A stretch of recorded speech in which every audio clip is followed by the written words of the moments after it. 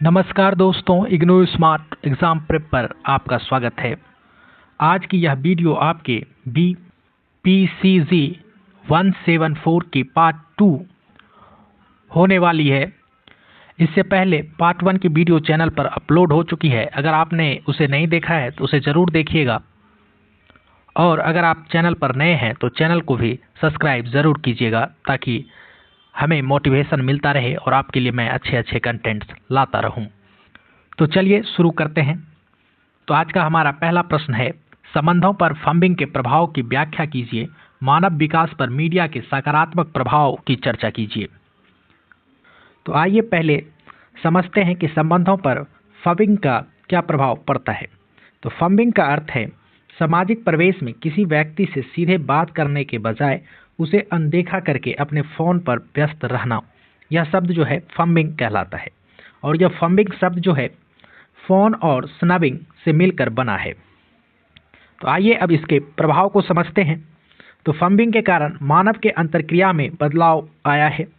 Cell phone और social media के बढ़ते उपयोग ने फंबिंग की घटना को जन्म दिया है, जिससे एक दूसरे के साथ होने वाली मानवीय बातचीत की गुणवत्ता में जो है गिरावट आई है। संबंधों में जो है अविश्वास भी आ गया है। तो अध्ययनों के अनुसार सोशल मीडिया के अत्यधिक उपयोग और फंबिंग के कारण व्यक्तिगत संबंधों में अविश्वास, बेवफाई और सामंजस्य है, सामाजिक उस तरह की कमी जो है, ऐसी समस्याएं उत्पन्न होती हैं। तीसरा है अनदेखी और अपमान। जब कोई व्यक्ति किसी सामूहिक ग्रुप में या सामाजिक समूह में फ़ोन का उपयोग करता है तो उसे सामने वाले व्यक्ति को अपमानित महसूस होता है। यह व्यवहार जो है सामाजिक अलगाव, सोशल आइसोलेशन को बढ़ावा देता है। इसके साथ साथ जो है पारिवारिक संबंधों पर भी इसका असर पड़ता है। ऑनलाइन और ऑफलाइन संबंधों के बीच की सीमाएं धुंधली होने के कारण घर के सदस्यों के बीच संवाद कम हो जाता है, जिससे पारिवारिक तनाव और विवाद बढ़ते हैं। इसके साथ साथ जो है फियर ऑफ मिसिंग आउट यानी फोमोस भी हमारे अंदर क्रिएट होता है। तो दूसरों के साथ हर वक्त जुड़े रहने की मनोवैज्ञानिक आवश्यकता व्यक्ति को अपने सामने बैठे वास्तविक मित्र की तुलना वर्चुअल दुनिया में अधिक व्यस्त रखती है, जिससे वास्तविक मित्रता की गहराई भी कम हो जाती है। इसके साथ साथ फंबिंग का जो है मानसिक प्रभाव भी पड़ता है। फंबिंग के कारण मित्रता भंग होने का तनाव, ब्लॉक किए जाने की दुश्चिंता जैसे मुद्दे संबंधों में दरार पैदा करते हैं। आइए अब प्रश्न के दूसरे हिस्से को समझते हैं, मानव विकास पर मीडिया के सकारात्मक प्रभाव को। मीडिया का केवल नकारात्मक प्रभाव ही नहीं है, बल्कि यह मानव विकास और कल्याण में भी महत्वपूर्ण भूमिका निभाता है। तो आइए इन भूमिका को एक एक करके समझते हैं। तो पहला है संबल और अपनेपन की भावना। मीडिया उन अल्पसंख्यक और विशिष्ट समूह जैसे LGBTQ को एक मंच प्रदान करता है जिन्हें समाज में कम अवसर मिलते हैं। ऑनलाइन समुदायों के माध्यम से वैश्विक नागरिक बनते हैं और अपनेपन का अनुभव करते हैं। इसके साथ साथ समर्थन प्रणाली का निर्माण जो है यह मीडिया करता है। सोशल मीडिया के माध्यम से लोग बिना किसी डर के अपने विचार, चुनौतियां और शौक को साझा करते हैं। यह एक बौद्धिक और भावनात्मक समर्थन प्रणाली बनाता है जो वास्तविक जीवन की चुनौतियों में मदद करती है। इसके साथ साथ जो मीडिया है वह आत्म विकास और सृजनशीलता में भी हमें मदद करती है। ब्लॉग, पोस्ट और वीडियो के निर्माण में जो है व्यक्ति लगा रहता है, तो इससे व्यक्ति की जो है रचनात्मकता बढ़ती है। अपनी कला और विचारों को साझा करने से आत्मविकास और समृद्धि में मदद मिलती है। इसके साथ साथ कल्याण और संवेगात्मक संवर्धन भी मीडिया के द्वारा होता है। यानी मीडिया पर जो मिलने वाली प्रशंसा है वह लोगों की मनोदशा को सुधारने और निराशा को कम करने में मदद करता है। इससे जो है व्यक्ति को बोध होता है कि उसे सुना गया, प्रोत्साहित किया जा रहा है। यानी देखते हैं बचपन में कि जो बच्चा सब है उसके पोस्ट पर लाइक वगैरह हो जाता है तो कितना खुश होता है। इसके साथ साथ जागरूकता और नागरिक जुड़ाव भी जो है यह मीडिया प्रदान करता है। सोशल मीडिया ने नागरिक और राजनीतिक संलग्नता के लिए नए स्थान बनाए हैं। चैरिटी कार्यक्रमों के लिए धन जुटाने और सामाजिक मुद्दे को रचनात्मक रूप से संबोधित करने के लिए यह एक शक्तिशाली उपकरण है। अभी उदाहरण के तौर पर आप कॉकरोच पार्टी का नाम ले सकते हैं। इसके साथ साथ मीडिया जो है लचीलापन भी प्रदान करता है। कठिन परिस्थितियों में समान अनुभव साझा करने वाले लोगों से जुड़कर व्यक्ति अधिक लचीला और मानसिक रूप से स्वस्थ बन सकता है। तो ये सब जो हैं कुछ मीडिया के आपके सकारात्मक यानी पॉजिटिव इफेक्ट हैं, जिसको आप ध्यान रखिएगा और एग्ज़ाम में हो सके तो इसका एक फ्लो चार्ट बनाइएगा, तो अच्छे नंबर मिलेंगे। इसके साथ साथ मिथ्या जो है वह अधिगम और विश्राम के भी अवसर प्रदान करती है, जैसे वेबिनार हुआ, ऑनलाइन गेम है, कुकिंग ब्लॉग हुआ, शैक्षिक चैनल अधिगम है, या तनाव से राहत पाने का भी नया नया अवसर प्रदान करता है। तो निष्कर्ष के तौर पर आप यही बता सकते हैं कि मीडिया जो है समाजीकरण का एक सशक्त उपकरण है। जहां फंबिंग जैसे व्यवहार हमारे वास्तविक संबंधों को प्रभावित कर रही है, तो वहीं मीडिया का जो सकारात्मक उपयोग है वह हमें ग्लोबल स्तर पर यानी वैश्विक स्तर पर जोड़कर हमारे आत्मसम्मान और भावनात्मक कल्याण को बढ़ावा देने की भी क्षमता रखती है। तो संबंधों को स्वस्थ बनाए रखने के लिए डिजिटल साक्षरता और प्रभावी समय प्रबंधन अनिवार्य है। तो दोस्तों, ये था हमारा आज का पहला प्रश्न। आई होप कि आपको जो है सारे बातें अच्छे से समझ में आ गई होंगी। तो चलिए बढ़ते हैं अगले महत्वपूर्ण प्रश्न की तरफ, जो है रूढ़िवादिता को परिभाषित करें, जेंडर रूढ़ियों के प्रचार में मीडिया की भूमिका पर चर्चा करें। तो आइए पहले समझते हैं रूढ़िवादिता की परिभाषा। यह जो है सरलीकृत प्रतिनिधित्व है, यानी कि सिंपल रिप्रेजेंटेशन की बात है। तो रूढ़िवादिता जो है किसी सामाजिक समूह का एक अत्यधिक सरलीकृत और सामान्यकृत प्रतिनिधित्व है, जो उस समूह के भीतर मौजूद व्यक्तिगत विविधताओं को पूरी तरह से उपेक्षा करता है। यानी यहाँ पर जो विविधता का है उसका सम्मान नहीं होगा, उसको जो है नेग्लेक्ट किया जाएगा। दूसरा, यहाँ पर गुणों और अपेक्षाओं का निर्धारण होता है। इसके अंतर्गत जो है किसी विशेष समूह के सदस्यों के बारे में पहले से ही कुछ सकारात्मक या नकारात्मक गुण मान लिए जाते हैं और समाज में उनके प्रति कुछ विशिष्ट उम्मीदें या धारणा पैदा कर जाती हैं, जैसे कि फलना जो है ये है वो है, इस तरह की बातें चलती रहती है। इसके साथ साथ यहाँ पर जो है संशोधन में कठिनाई आती है। ये जो रूढ़िवादिता है वो इतनी रूढ़ होती है, इतनी गहरी होती है कि यदि कोई व्यक्ति उस समूह की स्थापित धारणा के विपरीत व्यवहार करता है तो उसको जो है अक्सर एक अपवाद मान लिया जाता है और पुरानी धारणा को बदला नहीं जाता, जिससे आगे चल करके पूर्वाग्रह और भेदभाव का जन्म होता है। तो दोस्तों, उम्मीद है कि आप रूढ़िवादिता पहले से भी जानते होंगे और स्ट्रक्चर फॉर्म में आपका रिवाइज भी हो गया होगा। आइए अब इस प्रश्न के दूसरे हिस्से पर चलते हैं, जो है जेंडर रूढ़ियों के प्रचार में मीडिया की भूमिका का वर्णन। तो जेंडर रूढ़िवादिता के जो पारंपरिक क्लस्टर्स हैं उनके बारे में चर्चा करते हैं। तो पहला है एजेंट क्लस्टर, जिसे पुरुष को माना जाता है। तो भारतीय समाज जो है मुख्यतः पैट्रियार्कल यानी पितृसत्तात्मक है, जहां पुरुषों की रूढ़िवादिता को एक एजेंट क्लस्टर के रूप में देखा जाता है। इसके तहत पुरुषों को जो है स्वायत्तता, शारीरिक मानसिक ताकत, उच्च स्थिति वाली भूमिकाएं और आत्म आश्वासन जैसी विशेषताओं से जोड़ा जाता है, जबकि महिलाओं को सांप्रदायिक क्लस्टर माना जाता है। यहाँ पर महिलाओं के गुण के बारे में रूढ़िवादिता को सांप्रदायिक क्लस्टर द्वारा दर्शाया जाता है। इसके अंतर्गत महिलाओं को भावनात्मक, सहायक, करुणामय और केवल निम्न स्थिति या घरेलू जिम्मेदारियों के लिए उपयुक्त माना जाता है। आइए बात करते हैं जेंडर रूढ़ियों के प्रचार में मीडिया की भूमिका की। तो मीडिया जो है इन लैंगिक रूढ़ियों को समाज में बनाए रखने और उन्हें और अधिक सुदृढ़ करने में एक बहुत ही शक्तिशाली एजेंट के रूप में काम करता है। इसके प्रभाव को दो मुख्य अनपेक्षित पैटर्न के माध्यम से आप समझ सकते हैं। तो पहला जो बिंदु है यहाँ पर वह है प्रतिनिधित्व की मात्रा में असमानता, यानी कम प्रतिनिधित्व। तो वैश्विक और भारतीय संदर्भ में जो है इस चीज़ की कमी है। मीडिया में पुरुष पात्रों की तुलना में महिला पात्रों को स्क्रीन या प्रिंट में बहुत कम स्थान दिया जाता है।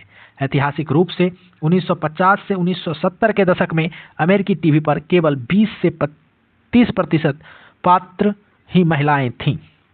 इसके साथ साथ समाचारों में भी लैंगिक असमानता दिखती है। संयुक्त राष्ट्र के 2021 के अध्ययन के अनुसार भारतीय मीडिया के अंग्रेजी प्राइम डिबेट्स में प्रत्येक 5 पर्सनालिटियों में से सिर्फ 1 पर्सनालिटी महिला होती थी, यानी जो पैनल में बैठकर कुछ डिस्कस कर रही होती थी। इसके अतिरिक्त हर भारतीय समाचारों में 4 में से 3 खबरें पुरुषों द्वारा लिखी जाती हैं, जो महिलाओं को पूरी तरह हाशिए पर धकेले जाने को दर्शाता है।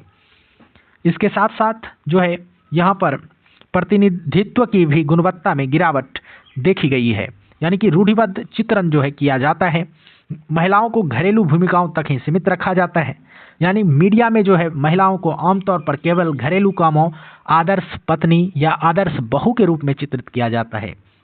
जैन और पारोक जो एक मनोवैज्ञानिक थे, उनके अध्ययन के अनुसार 1990 से 2016 तक अधिकांश भारतीय टीवी धारावाहिकों और विज्ञापन में महिलाओं को केवल घरेलू क्षेत्रों तक सीमित दिखाया गया है, लेकिन अब धीरे धीरे यह चीज़ बदल रहा है। इसके साथ साथ यौन वस्तु के रूप में जो है महिलाओं का प्रदर्शन किया जाता है। लॉस मुल्वे के लॉस सिद्धांत के अनुसार पितृसत्तात्मक मीडिया पुरुषों के आनंद को ध्यान में रखकर सामग्री बनाता है। बॉलीवुड फिल्मों में आइटम नंबर जो सॉन्ग होता है, ये इसका प्रत्यक्ष उदाहरण है, जहां महिलाओं को बहुत छोटे छोटे कपड़े पहनाकर केवल यौन वस्तुओं के रूप में प्रदर्शित किया जाता है। इसके साथ जो है मीडिया अच्छी बनाम बुरी महिला का भी विभाजन करता है। तो धारावाहिक जो टीवी सीरियल्स होता है, इसमें महिलाओं का वर्गीकरण बेहद सीधा होता है। अच्छी महिला उसको दिखाया जाता है जो त्याग, मूक, सहनशीलता और भावनात्मक का को समर्थन देती है, जबकि अपने अधिकारों के लिए बोलने या गुस्सा दिखाने वाली महिला को सांठगांठ करने वाली या बुरी महिला के रूप में पेश किया जाता है। मीडिया द्वारा प्रचारित इन रूढ़ियों का सामाजिक प्रभाव भी हमें देखने के लिए मिलता है। जैसे हाइपर मैस्कुलिन आदर्शों का निर्माण जो है यह मीडिया करती है। मीडिया पुरुषों के सामने एक अतिशय आदर्श यानी हाइपर मैस्कुलिन आइडियल प्रस्तुत करता है, यानी कि पुरुषों में आक्रामकता, क्रूरता और संवेगात्मक अभिव्यक्ति की कमी को ही असली मर्द होना बताया जाता है। इससे समाज में यह धारणा बनती है कि पुरुष का जो है रोना वो उसके कमजोरी का संकेत है। इसके साथ साथ जो है यह शारीरिक बनावट का जो असंतोष है उसके द्वारा भी समाज को प्रभावित करती है। तो मीडिया द्वारा महिलाओं के शरीर के लिए एक कृत्रिम आदर्श का आकार का प्रचार किया जाता है। इससे प्रभावित होकर किशोरियां और महिलाएं में अपने वास्तविक शरीर के प्रति असंतोष पैदा होता है, यानी वो जीरो फिगर खोजने लगती हैं, जिससे उनमें एनोरेक्सिया या नर्वोसिया या बुलिमिया जैसे गंभीर ईटिंग डिसऑर्डर जन्म लेते हैं। इसके साथ साथ यहाँ पर रूढ़िवादिता का खतरा है। जब मीडिया लगातार महिलाओं को कुछ क्षेत्रों जैसे कि नेतृत्व या गणित में कमजोर दिखाता है, तो महिलाओं के भीतर एक मनोवैज्ञानिक डर बैठ जाता है। इस रूढ़िवादिता के खतरे के कारण वास्तविक जीवन में भी महिलाओं का शैक्षणिक प्रदर्शन, नेतृत्व की प्रेरणा और जुड़ाव जो है यह कम हो जाता है। लेकिन मीडिया इसके विपरीत पॉजिटिव काम भी करता है। इसीलिए मीडिया रूढ़िवादी धाराओं को तोड़ने का भी काम करता है। लेकिन हमें प्रश्न में पूछा था कैसे ये उसको बढ़ाने में मदद करता है, तो इसलिए इसकी व्याख्या यही है। उम्मीद है कि आपको यह जो है व्याख्या पसंद आया होगा और आप इसको समझकर अपने कंसेप्ट्स को रिवाइज भी कर लिए होंगे। चलिए अब बढ़ते हैं अगले महत्वपूर्ण प्रश्न की तरफ, जो है आज का हमारा तीसरा प्रश्न। यह है, मीडिया हमारी संस्कृति को आकार देता है, समझाइए। अपने उत्तर के समर्थन में उपयुक्त उदाहरण दीजिए। तो दोस्तों, जनसंचार मीडिया की पहुंच आज के समय में इतनी व्यापक और सघन हो चुकी है कि यह दुनिया के किसी भी सुदूर भाग में रहने वाले व्यक्तियों तक आसानी से पहुंच जाता है। मीडिया दैनिक जीवन में लोगों के सोचने, समझने, व्यवहार करने के तौर तरीके को गहराई से प्रभावित करता है। नीतियां और जनसंचार के माध्यम दूर दराज के क्षेत्रों में रहने वाले लोगों के व्यवहार, उनकी बुनियादी सोच, उनकी पारंपरिक संस्कृति में धीरे धीरे बड़े परिवर्तन ला सकते हैं। जब कोई विचार, जीवन शैली या व्यवहार बार बार दृश्य और श्रव्य माध्यमों पर प्रस्तुत किया जाता है, तो समाज उसे अनजाने में ही आत्मसात करने लगता है। यदि समाज का कोई व्यक्ति या समूह अपनी सूचनाओं के प्रति पूरी तरह सतर्क और जागरूक नहीं है, तो मीडिया द्वारा निर्मित की गई धारणाएं और विचारें पर वह आसानी से विश्वास कर लेता है, जिससे पूरी संस्कृति प्रभावित होती है। आइए अब समझते हैं कि कैसे सामाजिक रूढ़ियों और व्यवहार को बदलने में मीडिया की भूमिका है। तो मीडिया जो है समाज में स्थापित पुरानी रूढ़ियों, आक्षेपों और सामाजिक धारणाओं पर सीधा प्रहार करने की क्षमता रखता है। यह लोगों के ज्ञान में वृद्धि करता है, उनकी पारंपरिक सोच को बदलता है और उनके विचारों में सकारात्मक परिवर्तन लाता है, जिससे समाज जो है प्रोग्रेसिव वे में आगे बढ़ सके, प्रगति कर सके। तो आइए इन सांस्कृतिक बदलाव को हम जो है प्रश्न के डिमांड के अनुसार दो प्रमुख उदाहरणों से समझते हैं। जैसे पहला बिंदु है यहाँ पर मानसिक स्वास्थ्य के प्रति नजरिया। तो समाज में पहले मानसिक अस्वस्थता या अवसाद जैसी स्थितियों को सामाजिक कलंक माना जाता था, जिसे लोग छिपाते थे। लेकिन मीडिया और लोकप्रिय चैनलों ने इस विषय पर खुली चर्चा की। बुक के में दिया हुआ है, अभिनेत्री दीपिका पादुकोण ने अपने फिल्मी करियर के शीर्ष पर रहते हुए यूट्यूब पर नॉट असेम्ड वीडियो के जरिए अपने अवसाद अनुभवों को साझा किया। इनके प्रभाव से समाज में मानसिक स्वास्थ्य को लेकर हिचकिचाहट कम हुई और लोगों में पीड़िताओं के प्रति सहानुभूति और सहयोग की एक नई संस्कृति का जन्म हुआ।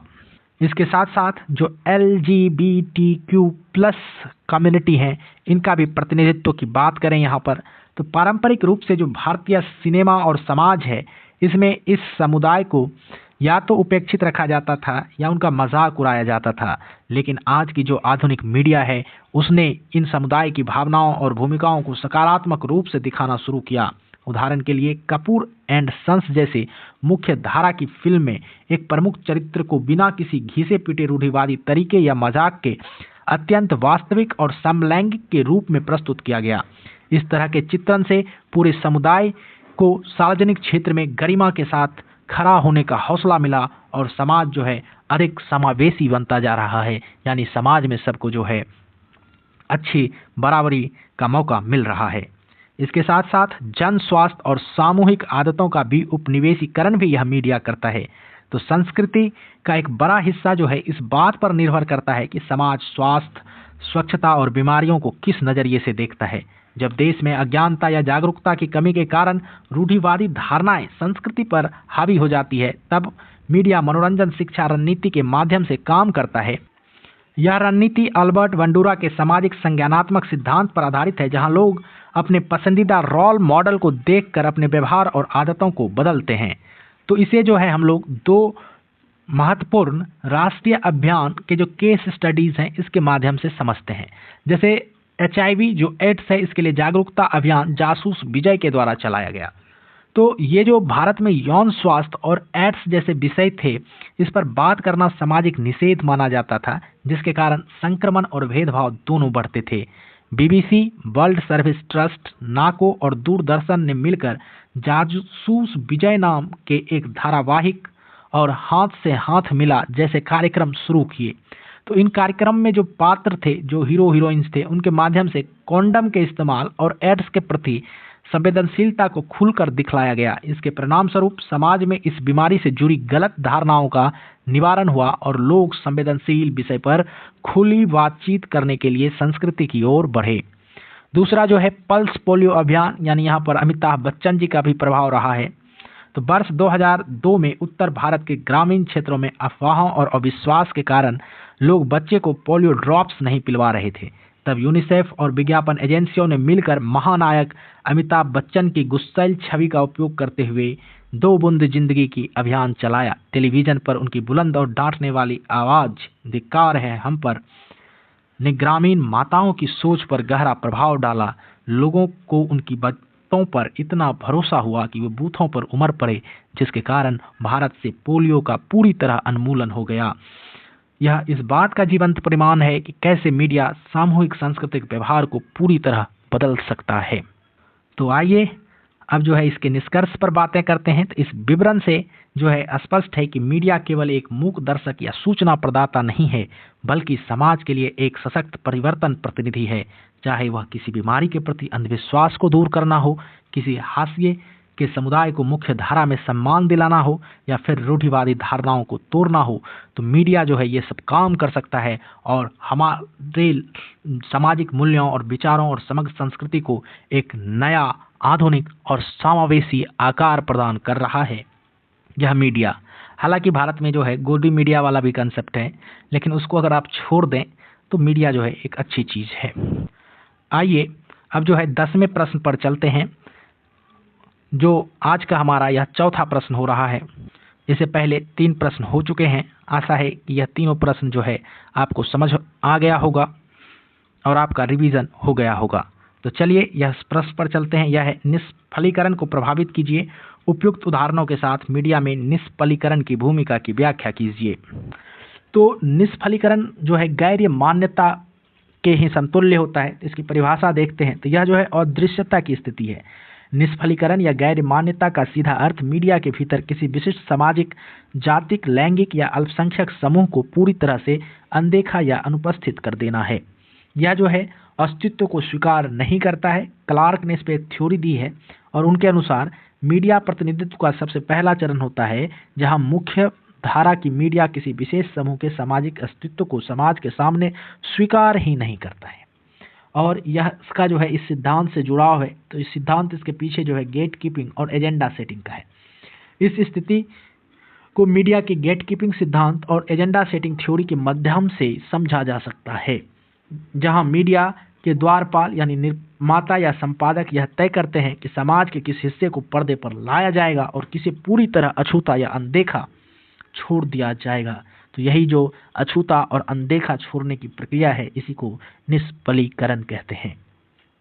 आइए अब समझते हैं कि मीडिया में निष्पलीकरण की क्या भूमिका है और उसके क्या मायने निकाले जा सकते हैं, क्या निहितार्थ हैं।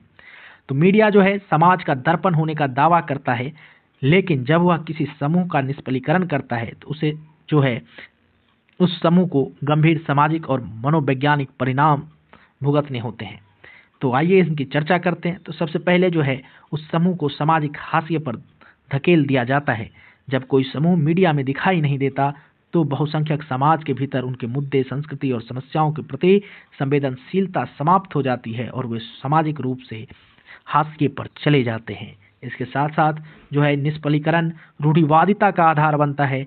निष्पलीकरण ही आगे चलकर उपहास यानी रिडिकुलस और निगेटिव जो रूढ़ियां हैं उनका आधार बनता है, क्योंकि जब समाज किसी समूह को वास्तविक रूप में मीडिया में नहीं देखता तो उनके बारे में जो बनाई गई गलत धारणाएं हैं उनको समाज सही और सच मान बैठता है। इसके साथ साथ यह जो है महत्वहीन होने के संकेत भी देता है। तो किसी समूह का जो है प्रतिनिधित्व न होना समाज में यह मूक संदेश देता है कि उस समूह के सरोकार, उनकी आवाज़ और उनकी जीवन शैली मुख्य धारा के समाज के लिए पूरी तरह निरर्थक और महत्वहीन हो चुके हैं। आइए अब विभिन्न संदर्भों में अलग अलग रेफरेंस में हम निष्पलीकरण के उपयुक्त उदाहरणों के आधार पर यह देखेंगे कि कैसे मीडिया में निष्पलीकरण कम प्रतिनिधित्व या अनुपस्थिति को जो है दिखाता है और इसे हम कैसे समझ सकते हैं। तो आइए बात करें जातिगत समूहों का निष्पलीकरण, और यहाँ पर हमारा संदर्भ है भारतीय मीडिया से। तो जो रिसर्च हुए उसके साक्ष्य के आधार पर भारतीय मीडिया में कई हाशिए के जाति समूह जैसे दलित और आदिवासी या तो पूरी तरह से अनुपस्थित हैं या फिर उन्हें हमेशा उच्च जातियों के चश्मा से देखा जाता है। ऑक्सफैम इंडिया ने 2019 में रिपोर्ट दी और ऑक्सफैम इंडिया की इस रिपोर्ट के अनुसार मुख्य धारा के प्रिंट मीडिया के नेतृत्व वाले पदों पर केवल उच्च जाति के ही लोगों का नियंत्रण है। इसके अलावा पत्रिकाओं के कवर पेज पर छपे 972 लेखों में से केवल 10 लेख ही जातिगत मुद्दे से संबंधित हैं, जो मीडिया में इस बड़े सामाजिक वर्ग के घोर निष्पलीकरण को दर्शाता है। दूसरा जो है बुजुर्ग और वृद्ध महिलाओं का भी निष्पलीकरण होता है। तो जनसंख्या के अनुपात में कमी होने के कारण अधिकांश जो मीडिया सामग्री है वह केवल युवा दर्शकों को आकर्षित करने के लिए बनाया जाता है, जिसके कारण बुजुर्ग आबादी को मीडिया से बाहर कर दिया जाता है। यहाँ पर हार्वुड और राय ने जो है अध्ययन किया और उन्होंने अपने भारतीय संदर्भ में जो शोध किया उसमें वो बताते हैं कि वास्तविक जनसंख्या के अनुपात की तुलना में भारतीय मीडिया में बुजुर्गों का प्रतिनिधित्व ना के बराबर है और वृद्ध महिलाओं के मामले में यह निष्पलीकरण और भी अधिक गंभीर स्तर पर है। इसके साथ साथ वैश्विक संदर्भ में देखा जाए तो नृत्य जातीयता और नस्लीय अल्पसंख्यकों का भी निष्पलीकरण हो रहा है। अमेरिकी मीडिया की अनुपस्थिति की बात करें तो ऐतिहासिक रूप से अमेरिकी टेलीविज़न और मुख्य धारा के मीडिया में अरबी, एशियाई, लैटिन और मूल अमेरिकी जैसे समूहों की आबादी के अनुपात में उनकी उपस्थिति पूरी तरह से नगण्य या अदृश्य रखा गया है। उसके साथ अफ्रीकी अमेरिकियों के उदाहरण की बात करें तो शुरुआत में जो है मुख्य धारा के गंभीर विमर्श, सामाजिक नाटकों या सकारात्मक भूमिकाओं से पूरी तरह बाहर रखा गया था, जो क्लार्क के गैर मान्यताकरण जो निष्पलीकृत थ्योरी थी क्लार्क की, उसी के चरण को यह प्रमाणित करता है। इसके साथ साथ मानसिक स्वास्थ्य का भी जो है निष्पलीकरण होता है, यानी कि जो मानसिक स्वास्थ्य के विकार से ग्रसित लोग हैं उनका भी मीडिया जो है निष्पलीकरण कर देता है, यानी कि वास्तविक चरित्रों की जो है अनुपस्थिति होता है। मीडिया मानसिक स्वास्थ्य से जूझ रहे व्यक्तियों के वास्तविक और संवेदनशील संघर्षों को दिखाने के बजाय या तो उन्हें पूरी तरह गायब रखता है या फिर जब कभी दिखाता भी है तो केवल सनसनीखेज या हिंसक रूप में जो है रिपोर्ट बना करके पेश कर देता है, तो वास्तविक जीवन की सामान्य समकक्षों के रूप में उनका प्रतिनिधित्व पूरी तरह से निष्फलीकृत है। तो आइए अब बात करें कि इन सारी चीज़ों का कंक्लूजन और क्या जो है आगे सजेशन आप दे सकते हैं। तो यही है कि क्लार्क का जो यह सिद्धांत है स्पष्ट करता है कि निष्फलीकरण किसी भी समुदाय को समाज में अपनी पहचान स्थापित करने से रोकता है और वर्चस्ववादी समूहों के प्रभाव को बनाए रखता है। तो यहाँ पर जो है नए मीडिया की भूमिका जो है उस जरूरत हो जाती है। तो वर्तमान समय में जो है मुख्य धारा की मीडिया द्वारा किए गए निष्फलीकरण को तोड़ने के लिए हाशियों के समूह जैसे कि दलित समुदाय, वैश्विक अल्पसंख्यक ने social media, blogging, online forum का सहारा लिया है, जिससे वे अपनी दृश्यता बढ़ाकर इस अदृश्यता के जाल से निकल रहे हैं। आज के आखिरी प्रश्न पर चलते हैं, जो कि बहुत बार रिपीट होता है, और यह प्रश्न है मीडिया के एक शिक्षण सहायक के रूप में उपयोग का वर्णन कीजिए। तो आइए देखते हैं शिक्षण सहायक सामग्री के रूप में मीडिया का क्या उपयोग है। तो आधुनिक शैक्षिक परिदृश्य में पारंपरिक चौक और श्याम पट्ट और बाद की शिक्षण पद्धति में व्यापक बदलाव आया है। आज कक्षा को पुनर्गठित और पुनर्भाषित करने के लिए शिक्षक जो है जीवंत दृश्य श्रव्य यानी मल्टीमीडिया साधनों का उपयोग कर रहे हैं, जो छात्रों के दैनिक जीवन का आज एक अभिन्न हिस्सा बन चुका है। चाहे यूनिवर्सिटी हो या स्कूल टीचिंग हो, इसमें प्रक्रिया को अधिक रोचक और आकर्षक और प्रभावी बनाने के लिए डिजिटल और सोशल मीडिया का उपयोग किया जा रहा है। आइए समझते हैं कि शिक्षण सहायक सामग्री के रूप में मीडिया कैसे महत्वपूर्ण भूमिका निभाता है। तो दृश्य सहायक सामग्री यानी मल्टीमीडिया के रूप में मीडिया का लाभ। तो श्रव्य दृश्य सहायक सामग्री की बहुसंवेदी सामग्री भी कहा जाता है। ये ऐसे पूरक उपकरण हैं जिसके द्वारा शिक्षक एक से अधिक संवेदी नेटवर्क को जागृत करके कठिन अवधारणाओं और व्याख्याओं को स्पष्ट करते हैं। तो इसका जो प्रमुख लाभ है वह क्या करता है कि पारंपरिक एक तरफा संप्रेषण से मुक्ति दिलाता है। यानी पहले जो है वन वे कम्युनिकेशन होता था, टीचर पढ़ाते थे, बच्चा जो है उब भी गया तो भी पढ़ता था, लेकिन अब यह विधि जो है पारंपरिक और उबाऊ एक तरफा संप्रेषण को समाप्त करके कक्षा को अंतर्वैयक्तिक और संवादात्मक बनाती है। इसके साथ ये यथार्थवादी अनुभव की यहाँ प्राप्ति होती है। यहाँ छात्रों को वास्तविक दुनिया के उदाहरणों से जोड़कर यथार्थवादी अनुभव यानी रियल अनुभव दिया जाता है, जिससे छात्रों का ध्यान और एकाग्रता बढ़ता है। इसके साथ साथ छात्रों में चिंतन और समझ का उद्दीपन होता है, यानी यह जो है शिक्षार्थियों के मस्तिष्क में स्वतंत्र सोच और गहरी समझ को सक्रिय करने में सहायक है। ज्ञान को यहाँ पर मूर्त रूप दिया जाता है। मीडिया संसाधन शिक्षक द्वारा प्रस्तुत किए गए अमूर्त ज्ञान को जो है मूर्त रूप प्रदान करते हैं और अधिगम के अनुभव को अत्यधिक ऊर्जावान बनाते हैं। जैसे शिक्षण सहायक में जो है यूट्यूब की रणनीतियाँ, तो आप देख भी रहे हैं आज यूट्यूब प्लेटफॉर्म पे ही वीडियो। तो हाल के समय में जो है शैक्षणिक अवधारणाओं को समझने के लिए यूट्यूब वीडियो जो है यह एक प्रभावी निर्देशात्मक साधन के रूप में उभरा है। कक्षा में कुशल उपयोग के लिए जो है कैसे यूट्यूब करना है, तो इसके भी कुछ रणनीतियाँ हैं। लघु वीडियो का उपयोग किया जाता है, तो 1 से 4 मिनट का वीडियो जो है वो आदर्श माना जाता है, जिससे शिक्षण उद्देश्य की पूर्ति हो जाती है। छोटे छोटे खंडों में प्रस्तुत किया जाता है। वीडियो को विषय के अनुसार छोटे छोटे टुकड़ों में दिखाया जाता है, जिससे छात्र आलोचनात्मक रूप से सोच सकते हैं और प्रश्न पूछ सकते हैं। यहाँ पर छात्रों का सक्रिय भागीदारी होता है और नोट्स भी वो बनाते हैं। तो वीडियो देखते समय छात्र को नोट्स लेने और बीच बीच में वीडियो को रोककर सामग्री पर खुली चर्चा करने के लिए प्रोत्साहित करना चाहिए। शिक्षक को यहाँ पर सतर्क रहना चाहिए, सुनिश्चित करना चाहिए कि वीडियो की सामग्री ठीक, विश्वसनीय और पाठ योजना के अनुरूप हो। साथ ही किसी भी टेक्निकल ग्लिच, तकनीकी खराबी के लिए उसके पास एक बैकअप योजना भी होनी चाहिए। चलिए अब इलेक्ट्रॉनिक्स मीडिया यानी रेडियो और टेलीविज़न की भूमिका पर भी बात करते हैं। तो रेडियो जो है यह अपनी तत्कालीनता, सुगमता और सरलता को कारण विशेषकर ग्रामीण भारत और अनौपचारिक शिक्षा व्यवस्था में एक बड़ी सफलता साबित हुआ है। इसका उपयोग साक्षरता अभियानों, विद्यालय छोड़ चुके लोगों और किसानों को मुद्रित चार्टों की सहायता से शिक्षित करने के लिए किया जाता रहा है। टेलीविज़न जो है यह श्रव्य और दृश्य दोनों का मिश्रण होने के कारण रेडियो से ज़्यादा प्रभावशाली है। टेलीविज़न के नैतिक और शैक्षिक वृत्तांत बच्चों की कल्पनाशीलता और संज्ञानात्मक क्षमता को विकसित करते हैं। यह बाल पात्र, एनिमेशन और चमकीले रंगों के माध्यम से बच्चों के ध्यान और सूचना अधिग्रहण की क्षमता को मजबूत करता है। इसके साथ साथ जो प्रिंट मीडिया है, समाचार पत्र और पुस्तक जो है ये भी सत्यापित और विश्वसनीय स्रोत हैं। डिजिटल चमक धमक होने के बावजूद भी जो पाठ्य पुस्तक, लेख और समाचार पत्र हैं, इनका अपना महत्व बना हुआ है। समाचार पत्र छात्रों में बुनियादी कौशल, व्यक्तिगत अभिवृत्ति और सृजनशीलता तथा पढ़ने लिखने की क्षमता विकसित करते हैं। यह छात्रों को राजनीति, वाणिज्य, कानून, समसामयिक मामलों में विशेषज्ञता प्राप्त करने तथा उनके मस्तिष्क को तार्किक और नैतिक रूप से प्रबुद्ध बनाने में योगदान देते हैं। तो दोस्तों, ये थे आपके BPCG 174 के सबसे एग्ज़ाम स्पेशल प्रश्न। हमने 2 वीडियोज़ के माध्यम से 11 सवालों को आपको बताया है। अगर आप इन्हें अच्छे से तैयार कर लेते हैं तो एग्ज़ाम में आपको बहुत मदद मिलेगी। मुझे उम्मीद है कि मेरी यह वीडियो आपके लिए काफ़ी हेल्पफुल रहेगी। अगर आपको यह वीडियो पसंद आया है तो वीडियो को लाइक ज़रूर करें, और अगर आपने अभी तक हमारे चैनल को सब्सक्राइब नहीं किया है तो सब्सक्राइब कर लीजिए, ताकि आपके एग्ज़ाम से जुड़े हर कंटेंट आप तक पहले पहुँचे और आपको आपकी परीक्षा के लिए बेस्ट ऑफ लक।